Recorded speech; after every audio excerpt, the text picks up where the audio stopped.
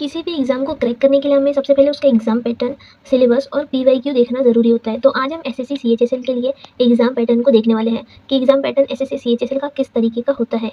अगर आपको 12th के बाद कोई भी गवर्नमेंट जॉब चाहिए तो सीएचएसएल आपके लिए बेस्ट ऑप्शन हो सकता है। तो देखो, एग्ज़ाम होती है 2 पैटर्न में, टियर 1 और टियर 2। ये उसी टाइप से हो गया प्री और मेंस। अगर आप प्री क्वालीफाई कर लेते हैं तो आपको मेंस में एग्ज़ाम देने का मौका मिलता है, ठीक है। तो ये कंप्यूटर बेस्ड होती है, कंप्यूटर से दी जाएंगी, ठीक है। और एमसीक्यू बेसिस पे होती है। डोंट वरी, आपको यहाँ पे लिखना नहीं होता है। समझो एक पेपर है, पेपर में 4 सेक्शन होते हैं, जैसे अपने 4 सब्जेक्ट हो गए ना अलग अलग, और उसका एक ही पेपर होगा, मतलब पेपर एक है पर उसके अलग अलग पार्ट है, ठीक है। तो उसके अलग अलग जो 4 पार्ट है, मतलब 4 सब्जेक्ट है, वो ये है। General intelligence and reasoning, directly reasoning है। जीके जीएस इसी में आ जाएगा। क्वांटिटेटिव एप्टीट्यूड, मतलब कि ये मैथ्स हो गया अपनी, और इंग्लिश कॉम्प्रिहेंशन, तो यहाँ हमारा इंग्लिश आ गया, ठीक है। तो ये जो पूरा क्वेश्चन पेपर होता है, और ये 4 सब्जेक्ट, हर सब्जेक्ट जो है उसमें 25-25 क्वेश्चन होते हैं, ठीक है। और 25-25 क्वेश्चन होते हैं। एक अगर आप सही करते हो, अगर एक आंसर आपका राइट होता है, करेक्ट होता है, तो आपको 2 मार्क्स मिलते हैं, और अगर वही आंसर रॉन्ग हो जाता है तो आपका 0.5 मार्क्स की नेगेटिव मार्किंग है, यहाँ पे उतने मार्क्स कट जाते हैं, ठीक है। तो यहाँ पर हम देखते हैं सबसे पहले, तो ये पूरा 1 घंटे का पेपर होता है।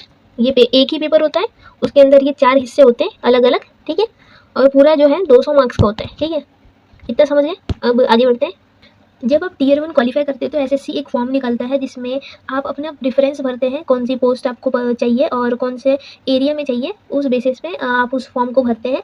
तो अभी हम देखेंगे कि टियर 2 का एग्ज़ाम पैटर्न किस तरीके का है, ठीक है।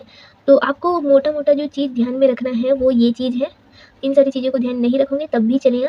अगर आपको मेरा हैंड रिटन एग्ज़ाम पैटर्न वाला पीडीएफ चाहिए तो आप टेलीग्राम ज्वाइन कर सकते हैं, डिस्क्रिप्शन में लिंक है, तो वहाँ से आप जाकर टेलीग्राम ज्वाइन कर सकते हैं। वहाँ पे आपको एमसीक्यू मिलेंगे, डेली क्वेश्चंस मिलेंगे सॉल्व करने के लिए।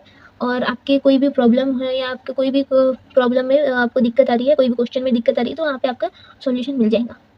यहाँ पर 2 सेशन होते हैं, सेशन 1 और सेशन 2। सेशन 1 में आप एमसीक्यू बेसिस पे क्वेश्चंस करते हो, बट सेशन जो 2 है उसमें आप स्किल वर्क, टाइपिंग टेस्ट, ये सारी चीज़ें वहाँ पर रहती है, ठीक है। तो अभी हम देख रहे हैं सेशन 1, जहाँ पे हम देखेंगे सेक्शन मॉड्यूल। तो इन सारी चीज़ों को आपको याद रखने या ध्यान में रखने की ज़रूरत नहीं है।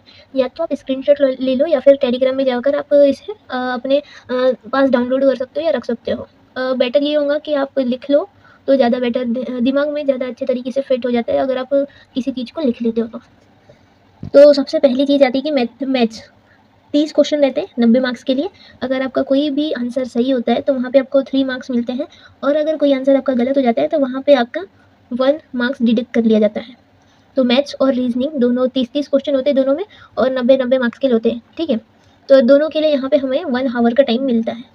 इसके बाद आता है सेक्शन 2, जहाँ पे इंग्लिश लैंग्वेज और जनरल अवेयरनेस का पेपर होता है, जहाँ पे इंग्लिश का वेटेज आप देखोगे तो थोड़ा ज़्यादा होता है एज़ कम्पेयर टू जीके। तो यहाँ पे जो नंबर ऑफ़ क्वेश्चन है इंग्लिश में 40 होते हैं, और जीके में नंबर ऑफ़ क्वेश्चन 20 होते हैं। इसी प्रकार इन दोनों में भी हमें 1 आवर का टाइम मिलता है। अगर आपका कोई भी एक क्वेश्चन सही होता है तो आपको 3 मार्क्स मिलेंगे, और अगर आपका कोई भी आंसर रॉन्ग होता है तो आपका 1 मार्क डिडक्ट कर लिए जाएंगे, ठीक है। इसके बाद आता है हमारे पास सेक्शन 3। सेक्शन 3 में हमारे पास कंप्यूटर लैंग्वेज का टेस्ट होता है बेसिकली। ये इसमें 15 क्वेश्चन होंगे और 45 मार्क्स का होगा, सेम वैसा ही है। अगर एक आपका क्वेश्चन सही होता है तो 3 मार्क्स मिलेंगे, और अगर गलत होता है तो 1 मार्क्स डिडक्ट कर लिए जाएंगे, ठीक है। तो ये 15 मिनट का होता है। टोटल होता है 135, पूरे 135 क्वेश्चन होते हैं 405 मार्क्स के लिए, और यहाँ पे टोटल 2 आवर 15 मिनट मिलते हैं। अब बात करते हैं सेशन 2 की, जहाँ पे स्किल टेस्ट और टाइपिंग टेस्ट होता है, जो कि क्वालिफाइंग इन नेचर होता है। यहाँ पे बस आपको क्वालिफाई करना होता है, टेस्ट को बस आपको क्वालिफाई करना होता है, ठीक है।